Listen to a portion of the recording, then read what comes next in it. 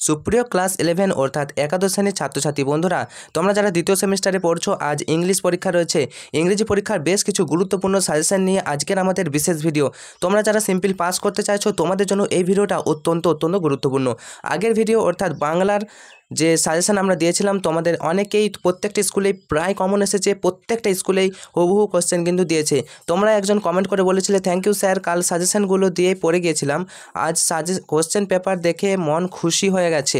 Again thank you. তো comment করার জন্য থ্যাংক ইউ। মনীষা কমেন্ট করেছিলে, কোথা থেকে জানিনি, যাই হোক। তো তোমাদের পরীক্ষা সববার বাংলা কেমন হয়েছে সেটা অবশ্যই কমেন্ট করে জানাবে। আশা রাখছি ইংলিশ পরীক্ষাতেও কমন আসবে। চলো দেখে নিই।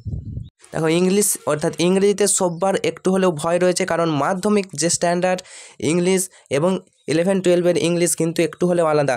দেখো, তোমাদের মনে রাখবে, মোট 40 নম্বরের পরীক্ষার মধ্যে 25 নম্বর থাকবে তোমাদের পাঠ্যপুস্তক অর্থাৎ টেক্সট বুক থেকে। এর পাশাপাশি তোমাদের গ্রামারে থাকবে 5 আর রাইটিংয়ে থাকবে 10 নম্বর টোটাল। তো যারা দ্বিতীয় সেমিস্টার তেমন একটা পড়োনি, পাস করতে চাইছো, তাহলে এই কৌশলটা প্রয়োগ করতে পারো। দেখো কিভাবে পড়বে। পাঠ্যপুস্তকে তোমাদের যে 4টি গল্প রয়েছে, তার মধ্যে 4টেই যে পড়তে হবে এমনটা নয়, যে কোনো দুটো ভালোভাবে পড়লেই হবে। কবিতা রয়েছে, তার মধ্যে 2টো কবিতা রয়েছে, একটা যদি ভালোভাবে করো তাহলে পাস করার জন্য যথেষ্ট। আর র্যাপিড রিডার 3টে গল্প রয়েছে, তার মধ্যে 2টো কিন্তু করতে হবে। তো চলো প্রোজ থেকে গল্প অর্থাৎ জিমি ভ্যালেন্টাইন থেকে কিছু সাজেশন। প্রথমে দেখো, justify the title of the story Jimmy Valentine. Jimmy Valentine গল্পের যে নামকরণের সার্থকতা, এটা কিন্তু লিখবে। আমি তোমাদেরকে বলবো, জিমি ভ্যালেন্টাইন গল্পের যে সারাংশটা রয়েছে, অর্থাৎ গোটা গল্পটাকে যে ছোট্ট করে যদি লেখা যায়, সেরকমভাবে যদি তোমরা বানিয়ে নিতে পারো, তাহলে হয়ে যাবে। নামকরণের সার্থকতাও লিখতে পারবে। নামকরণের সার্থকতা অর্থাৎ প্রথমে তোমরা সারাংশটা লিখবে এবং তারপরে শেষটা কিন্তু বেশি ইম্পর্টেন্ট। যদি তোমাদের সারাংশটা মনে থাকে, তোমরা সারাংশটা লেখার পর শেষে লিখবে, so the title is a fine choice of author, অথবা সো ইট ইজ অ্যাপ্রোপ্রিয়েট বা এপিটি লিখে দিলেই তোমাদের কিন্তু নাম্বার দিতে বাধ্য। তো জিমি ভ্যালেন্টাইন গল্পের নামকরণের সার্থকতা তোমরা দেখছো ভালো করে, পাশাপাশি এর গল্পের সারাংশটাও কিন্তু তোমরা দেখে যাবে জিমি ভ্যালেন্টাইন। এরপর দেখো কিছু ইম্পর্টেন্ট কোশ্চেন, যেমন describe the incident that took place in the Elmore bank. Verify, narrate in your own words the conversation between Jimmy and the warden inside the jail. Jimmy এবং warden অর্থাৎ কারাধ্যক্ষের যে কথোপকথন জেলের ভিতরে, সেটা did Jimmy follow the advice of the warden. Jimmy কি follow করেছিল সেই উপদেশগুলি, এটা দেখবে। পাশাপাশি হু ওয়াজ বেন প্রাইস, এটা অত্যন্ত গুরুত্বপূর্ণ। বেন প্রাইস কে ছিলেন। Why did he ignore the recognize Jimmy at the end of the story, এটা দেখছো। আর জিমি ভ্যালেন্টাইনের ফোনিক্স থেকেও আসতে পারে। যাই হোক, এগুলো কিন্তু সাজেশন বলতে পারো। তো প্রত্যেকটা কবিতার কিন্তু তোমরা সারাংশগুলো মুখস্থ করে যাও, এটাই বলবো। যাই হোক, এটা তোমরা দেখতে পাচ্ছ যে এটারও সারাংশটা তোমরা করছো, অর্থাৎ ছোট্ট করে জিমি ভ্যালেন্টাইন গল্পটা যদি ছোট্ট করে বলতে বলা হয়, সেরকমভাবে তোমরা যদি বানিয়ে লিখতে পারো, বানাতে হবে এখানে। দেখো, এরপর চলে আসছি নোবেল লেকচার থেকে কী করতে পারে। দেখো, narrate the experience and the feeling of mother when she visited an old age home, এটা দেখছো। নেক্সট, হোয়াই ওয়াজ কি আছে, smoother overwhelmed by the donation of the physical challenged person. Next, narrate the experience mother had when there was a great difficulty in the getting sugar, এটা দেখছো। what kind of experience did mother have with a Hindu family, তো এটাও দেখছো। আমি তোমাদেরকে বলবো, আরেকটি তোমাদের যে রয়েছে জিমি ভ্যালেন্টাইন এবং নোবেল লেকচার, পাশাপাশি আরেকটা তোমাদের রয়েছে, যেটা হচ্ছে কি রয়েছে, হ্যাঁ, অফ স্টাডি রয়েছে একটা, ফ্রান্সিস বেকনের অফ স্টাডি। তো আমি বলবো, ওই ফ্রান্সিস বেকনের অফ স্টাডিটা খুবই ছোট, ওটা সারাংশটা করে যাও, যাই আসুক লিখে আসবে। ফ্রান্সিস বেকনের অফ স্টাডি যদি টাইটেল বলে, তাহলে তোমরা টাইটেল লিখতে পারবে।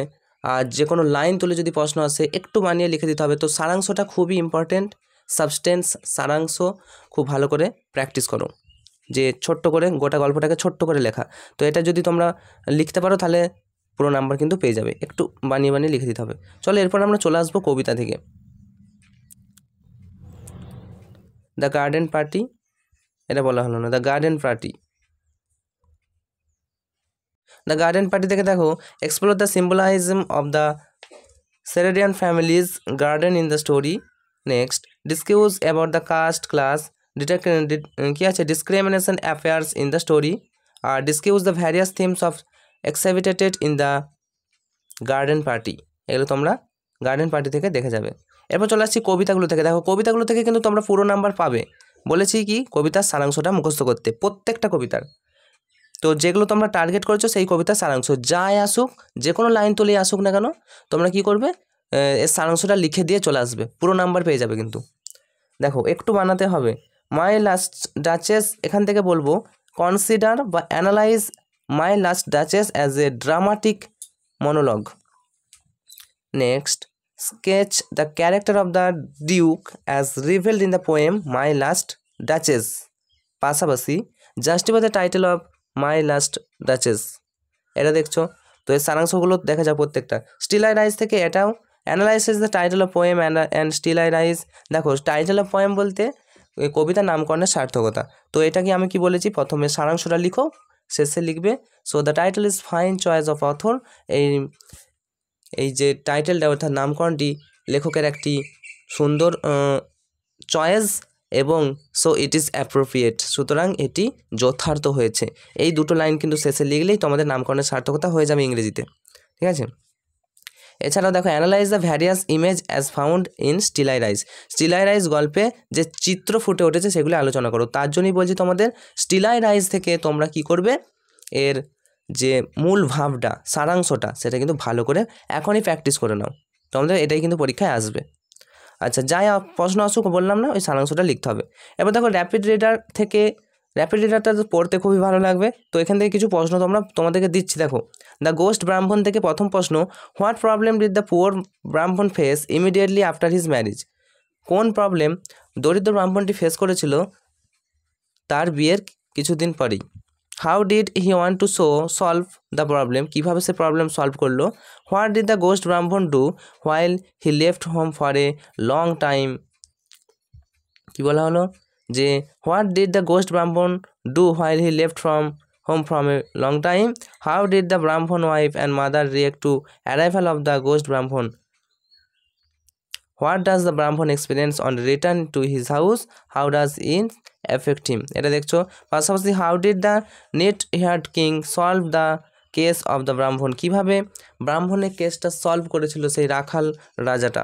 ওকে, এই গোস্টলি ওয়াইফ থেকে দেখো কি কোশ্চেন আছে, who assumed the appearance of Brahmin in story a ghostly wife, how did she enter the house of the Brahmin, in what respect did ghostly wife differ from the Brahmin, what activities did the sea ghost do in the house of Brahman.